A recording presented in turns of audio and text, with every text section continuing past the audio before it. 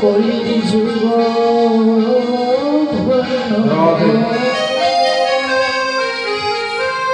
আমি ধন্য করি কলির যুগ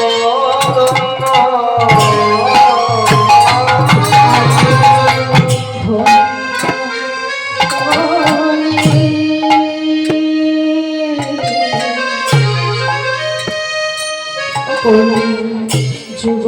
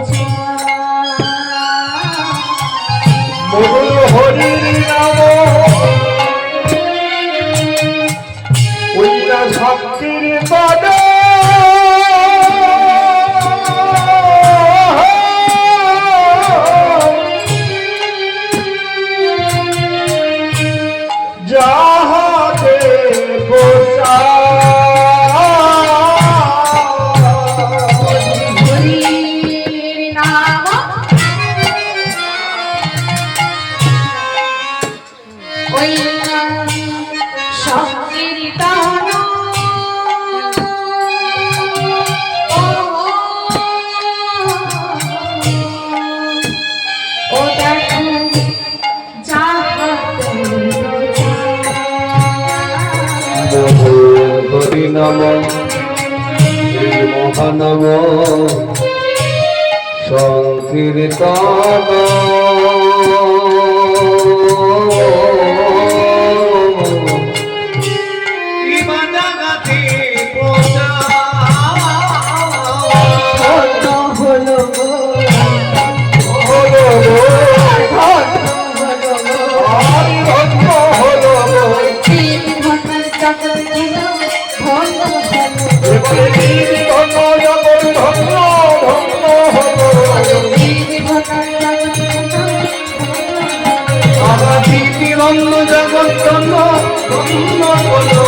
মহাপ্রভু শ্রী চৈতন্য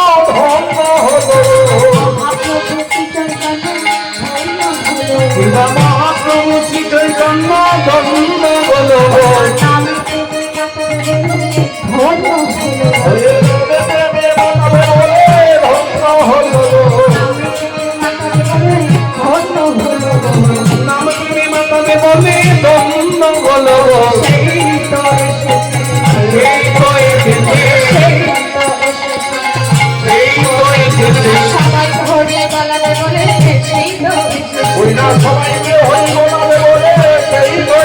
সবাইকে হরি বলাবে বলে হরি নাম প্রেমে মাতাবে বলে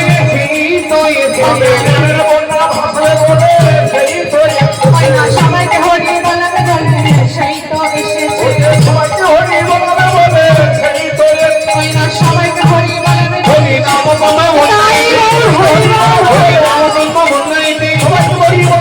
রাম বললে বন্যাতে হরি রাম বললে বন্যাতে আর সেই তো এসেছে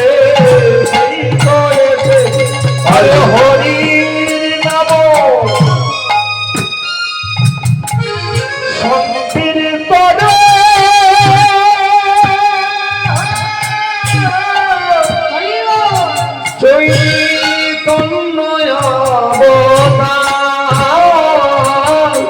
চৈতন্য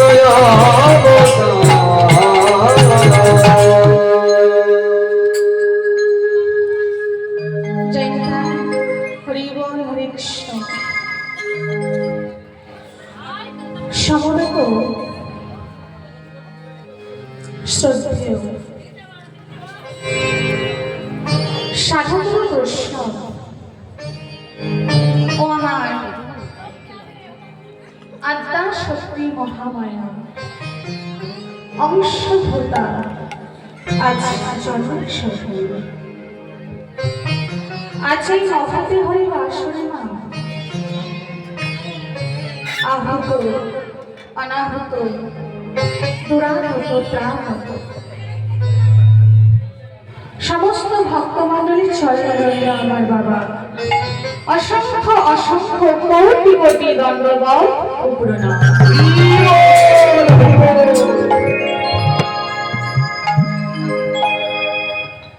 মাগো কলিযুগ অবতার শ্রী শ্রী গৌরাঙ্গ সুন্দর এই প্রচারিত নাম ধর্ম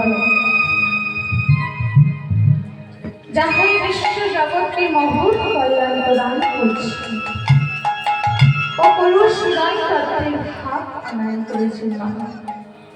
আসুন আমরা সবাই মিলে সেই গৌর গোবিন্দের লীলা অবগাহন করি। বাবা যদের লীলাটি অনন্ত অফুরন্ত বর্ণনাতীত ভাষায় বর্ণনা করা যায় না। এই আকাশ কুসুম কল্পনা মাত্র তবু আমি ধন্য না, কারণ আপনাদের মতো মহৎ জানের সংস্পর্শে এসে আমি ধন্য হতে পেরেছি।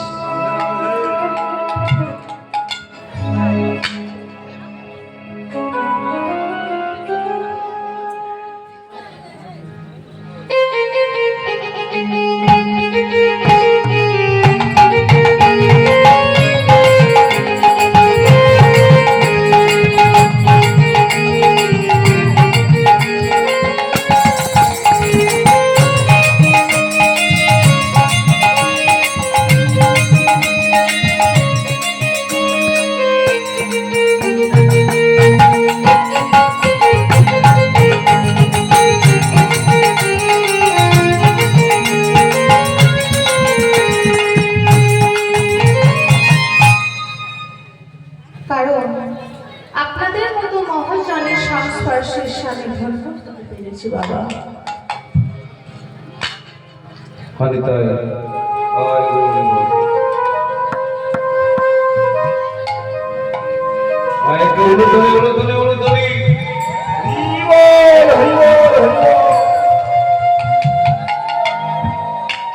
আমার পিতা মাতা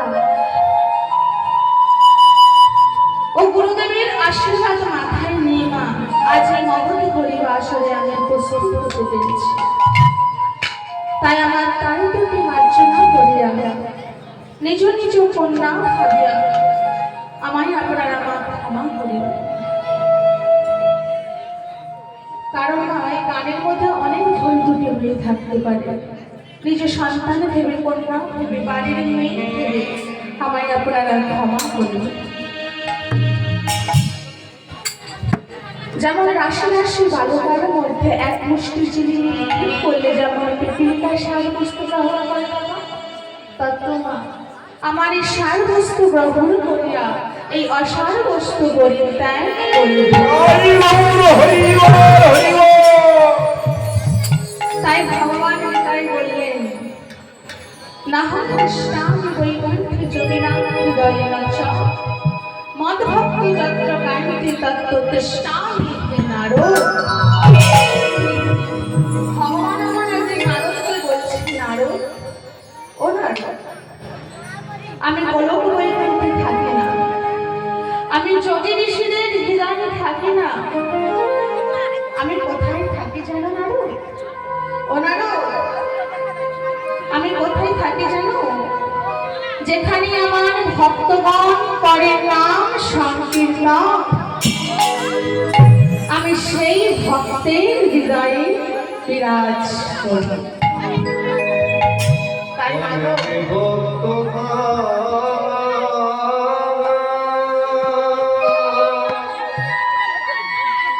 ওনারও আমি সেই মন ভক্তের হৃদয়ে বিরাজ করি। তাই ভক্তি যেখানে, ভগবান সেখানে।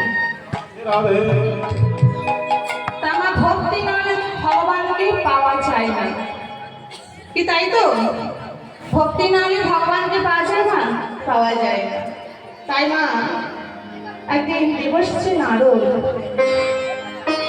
নিতাই গৌর হরি বল হরি বল,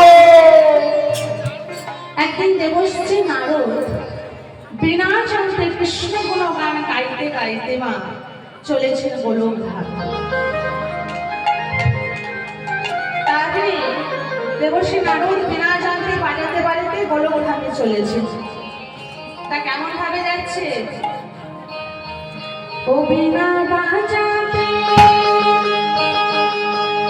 ও বিনা বাজাতে, ও বিনা বাজাতে, ও বিনা বাজাতে বাজাতে যাই, বিনা বাজাতে বাজাতে যাই, ও বিনা বাজাতে বাজাতে যাই, বিনা বাজাতে বাজাতে যাই।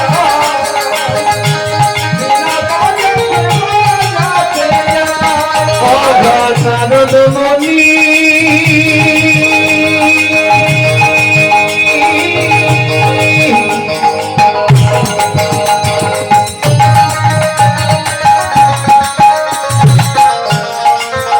জয় কৃষ্ণ গুণগান গাহিতে গাহিবে,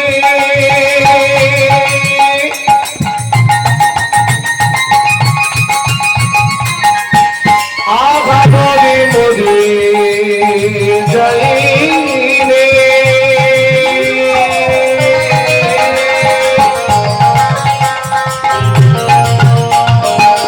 জয় কৃষ্ণ নামের প্রসাদালো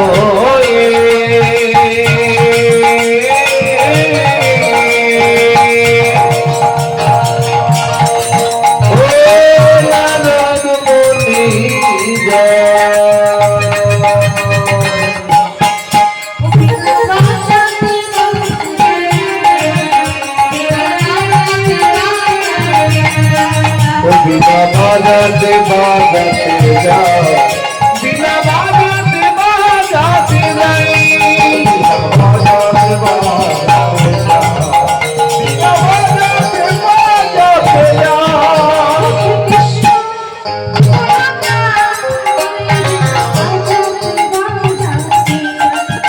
মধুর কৃষ্ণ গুণগান বিনা বাজাতে বাজাতে যাই, মধুর কৃষ্ণ গুণগান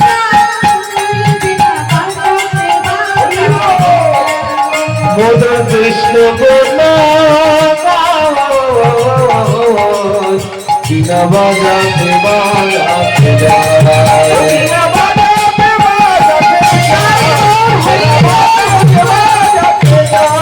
হরে কৃষ্ণ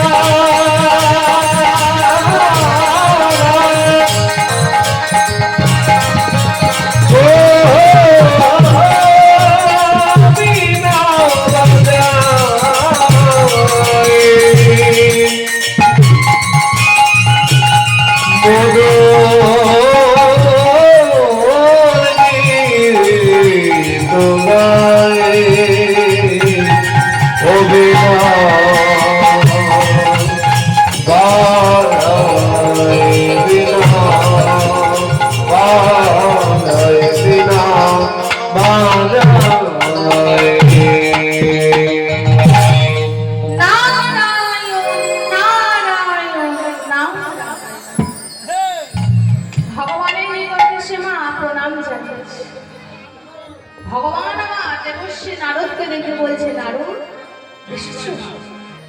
এসেছো নারদ? আমি তোমার অপেক্ষা করছিলাম, এসেছো? ও নারদ, নারদ তোমার মতো ভক্ত আর কেউ না, কারণ তুমি দিবাংশী এই সর্ব অবস্থায় তুমি আমার নাম করে বেড়াও না, তোমার মতো ভক্ত আর পাইব না। সত্যি বলছে প্রভু। ওমা, কারণ আমি যদি একটু প্রশংসা করা হয় তার মনে একটা আনন্দ হবে না? কি হবে তো? আমি যদি আপনার নামে একটু প্রশংসা করি মানে একটা আনন্দ তো জানবে। নারদের মনে আজ বড্ড আনন্দ জেগেছে। বলছে, ও নারদ, তোমার মতো ভক্ত আর কেহ না, কারণ তুমি দিবানিশি এই সর্ব অবস্থায় তুমি আমার নাম করে দিও। প্রভু শোনা মাত্র দেবশ্রী নাথ বলছে, হা হা, আমার যে বড় আনন্দ হচ্ছে। ও নারদ, তুমি একটা কাজ করো তো। কি কাজ? তুমি এই পৃথিবীটা ভ্রমণ করে দেখো তো নারদ, যে এই পৃথিবীর মধ্যে কি বড়। প্রভুর মুখে এই কথা শুনে দেবশ্রী নারদ আর ধৈর্য ধরতে পারলেন না, কারণ তার মনে প্রশংসা করেছে। তাই প্রভুর এই কথা শুনে দেবশ্রী নারদ পৃথিবী ভ্রমণ করে দেখলো যে এই পৃথিবীর মধ্যে বাবা হিমালয় পর্বত বড়।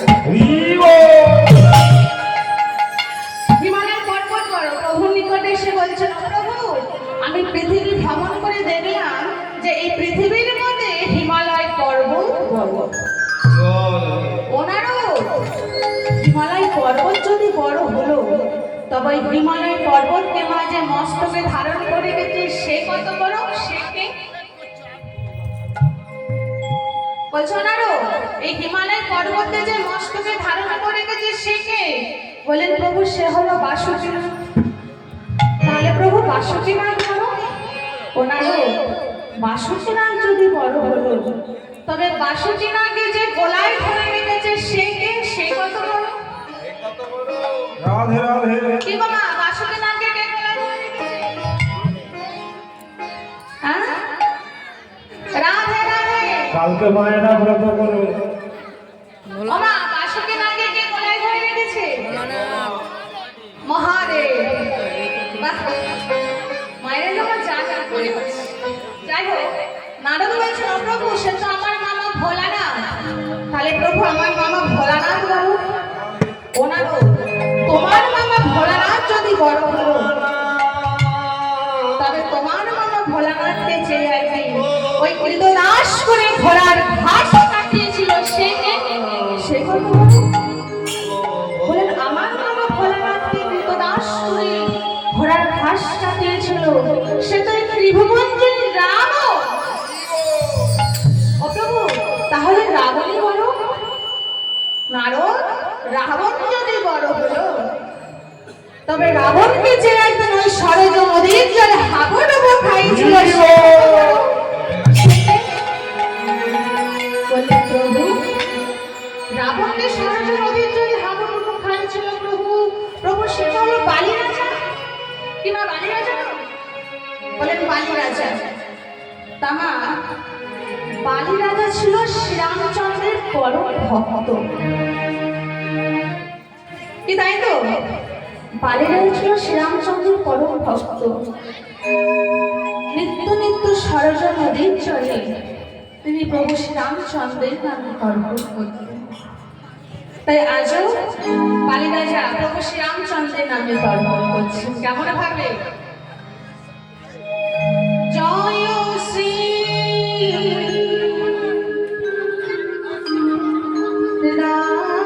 রামচন্দ্র দুর্গে গমন হৃদয় রাম মনসা। আরে জয় শ্রী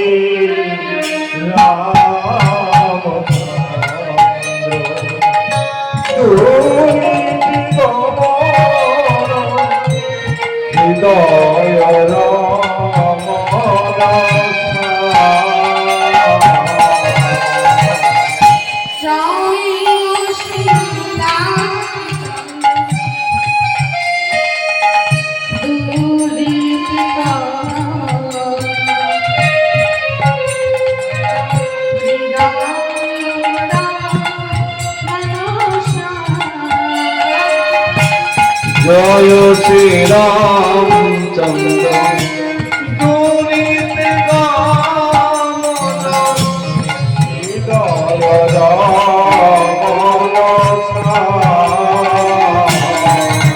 জয় সীতাপতি সুন্দর দশরথ তনয়। তাপতি সুন্দর দশরথ তনয়।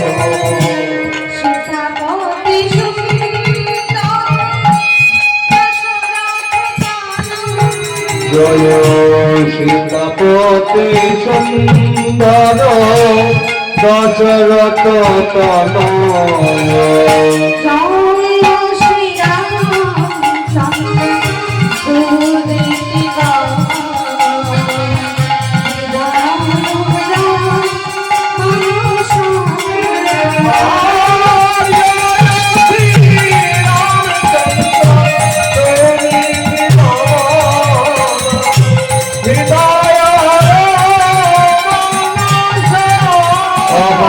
জয় শ্রী রামচন্দ্র সুমিত গামন সীতাবতে রামনসা।